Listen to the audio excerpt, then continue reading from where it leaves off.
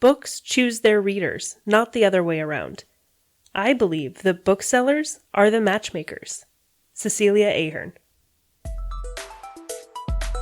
You're listening to Writing Roots, brought to you by Aspen House Publishing. Welcome to Writing Roots. I'm Lee Hull. And I'm Lee Esses. We are talking today about storefronts, places that you want your readers to go in order to find your book. If you are self-publishing, remember that it is not impossible to get your book on a shelf, on a physical shelf. You are not limited only to ebook. You are not limited only to Amazon or whatever other website is out there to publish. Before we get into where to start your search, understand that writing your book may be the dream career, but selling your book needs to be treated like a job. You can't just post it on Amazon and hope somebody eventually finds it. We have a couple recommendations here to help you with that. One is to spend an allotted amount of time every day online working to advertise, working to push your book, posting things on your pages, posting things on your social media, on your website, to get customer and reader interaction, to get them to share your book with other places. But it's not just online. Think about where you go to purchase books. If Brandon Sanderson comes out with a brand new book, where are you headed first?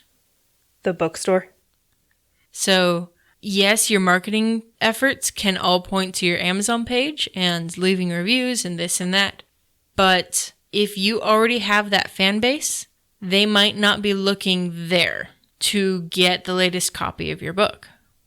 Some places will host your book and you come by once a month and go, okay, sweet, you have a paycheck. I will give you more of my print versions. And we will keep this going until my next book comes out, and then you can have 2 books. Sometimes these places will have open mic nights where they bring in somebody who is a professional at whatever they do, and they get to demonstrate their soap making process or read their poetry aloud or whatever it is. I've also seen some marketing events of a local author at Barnes & Noble, for example.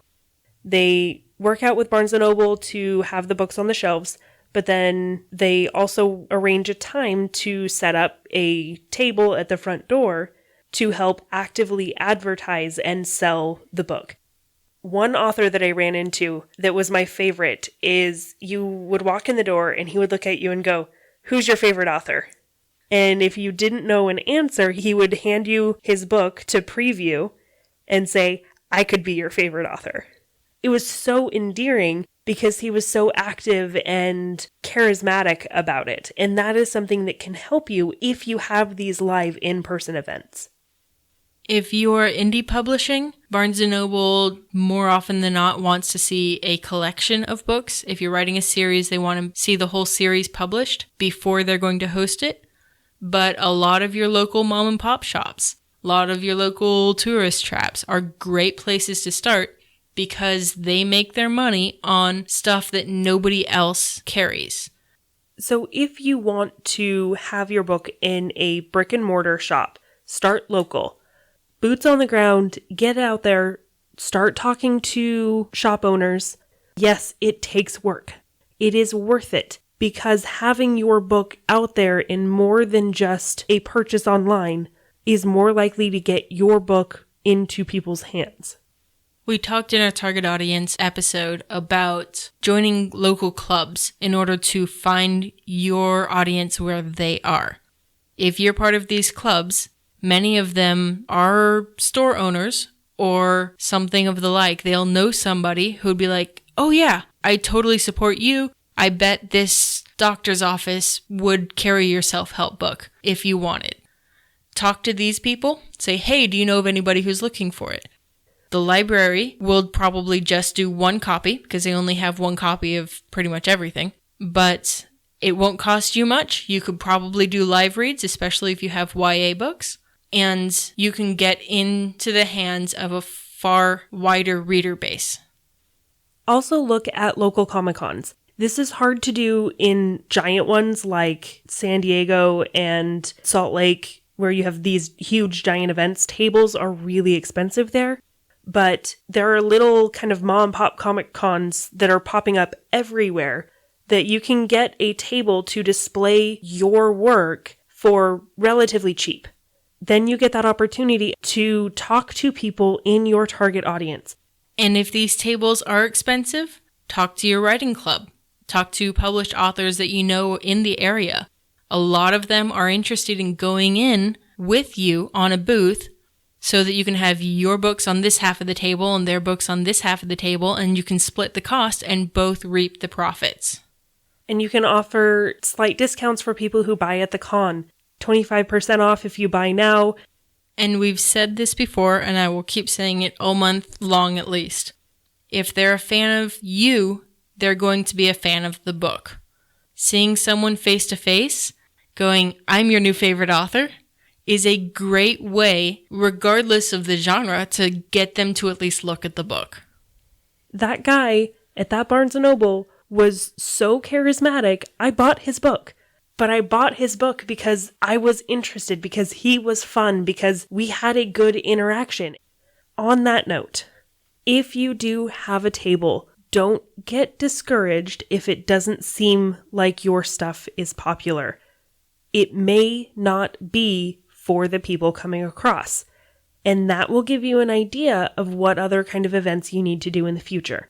And even if they don't purchase your book, it's still like you're a walking magazine ad or Facebook ad. They still see your brand, which is still a success. Bookmarks, business cards, you can get those printed for fairly cheap that have your branding on it. Do it, because if you can get something in their hands, even if they don't buy the book right away, they might look at that business card later and say, oh yeah, I meant to do that, I just didn't have money at the time. And if you have another book coming out, because this should be going on regardless of where you are in the publishing process, you can sell them book 1 and give them a free bookmark that says, hey, book 2 is coming out at this date. So they'll read it and have the advertisement for the next book in the series already in their hands. Contact places where people have to wait. The dentist's office, auto repair shops, coffee shops, places that people sit for a while and might not have something to do. See if you can leave a reader copy there. However, don't do this if your book shouldn't be read by kids or if there is any severe triggering content in it.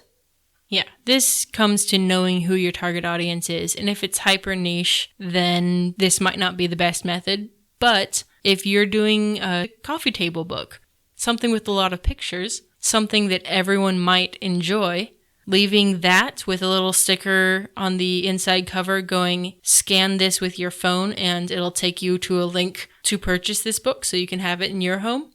That goes back to the call to action that we talked about last episode. Having them see it, like it, forget about it, or see it, like it, purchase it right there while they're waiting for their oil to be changed. Don't forget about brick and mortar when you are looking at selling your book. They can be effective even if you are self-publishing or indie publishing. Let's get to online sales, as this is vastly more popular than brick and mortar because it is easily accessible across a lot of different places. You want to make sure that wherever the first place that your audience goes to find your book, the book is there. If you're exceptionally popular with iPhone users, for whatever reason, make sure your book is available in the Apple bookstore. A lot of people, when they think of ebooks, online books, will automatically go to Amazon. This is one of the most popular platforms for self-publishing and ebook publishing. A lot of that has to do with their ease of publishing, especially if you are offering both an ebook and a print book and even an audiobook. They have it all in one spot.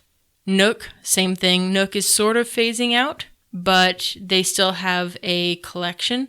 And if you want to get into a Barnes & Noble brick and mortar, having your book in the Nook collection already is a bonus to help you get there. Google Play is another place that a lot of people look. They're Google Play books. Can you publish on all of these platforms, or are you stuck to only one? The more the merrier. Read the fine print carefully when you're publishing on Amazon, because some of the options will ask you to give them exclusive rights to hosting your book. This is especially in the audiobook world. So if you're publishing on a outside platform, don't skim over the fine print. Make sure you read those details carefully before you just publish. But your best place for talking to your fandom will be your website. They're going there to get updates on when the next book is going to come out. You can also work with other authors if your website is strong. A benefit of having your own website is that you don't blend into the crowd. This is a big problem on Amazon, Nook, Google Play, Apple, any of those online publishing sites. Focusing your efforts on where you find books and how you learn about books will make it feel like you aren't wasting your time. And it never hurts to try. Because if you are successful, if you do get your name out there and people start buying your books, there's so much gratification there, and it made all of the process worth it. And to start that process, you just need to write selfishly. If you have a question or comment for our hosts or a topic you'd like us to cover, send us an email at writingroots@aspenhousepublishing.com or find us on Facebook by searching for Aspen House Publishing.